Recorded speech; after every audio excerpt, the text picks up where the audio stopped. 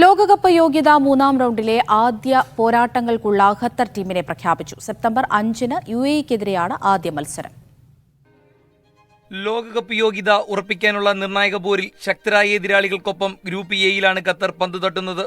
അയൽക്കാരായ UAE ആണ് ആദ്യ മത്സരത്തിലെ എതിരാളികൾ. അടുത്ത മാസം 5-ന് അഹമ്മദ് ബിൻ അലി സ്റ്റേഡിയത്തിൽ സ്വന്തം തട്ടകത്തിലാണ് പോരാട്ടം. ഏഷ്യൻ കപ്പ് ചാമ്പ്യന്മാരായ ആതിഥേയർ ആ സംഘത്തിലെ ഒട്ടുമിക്കവരെയും 26-അംഗ സംഘത്തിൽ നിലനിർത്തിയിട്ടുണ്ട്.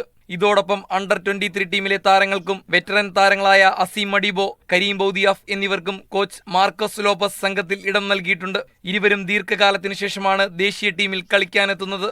അടുത്ത മാസം 10-ന് ഉത്തര കൊറിയയ്ക്കെതിരായ മത്സരത്തിനും ഈ ടീം തന്നെയാണ് കളിക്കാനിറങ്ങുക. ആദ്യ മത്സരങ്ങളിൽ മികച്ച പ്രകടനത്തോടെ തുടങ്ങാമെന്ന പ്രതീക്ഷയിലാണ് ഖത്തർ. ഇറാൻ, ഉസ്ബെക്കിസ്ഥാൻ തുടങ്ങിയ ശക്തരായ എതിരാളികളാണ് വരാനിരിക്കുന്ന മത്സരങ്ങളിൽ ടീമിനെ കാത്തിരിക്കുന്നത്. Media 1 Doha.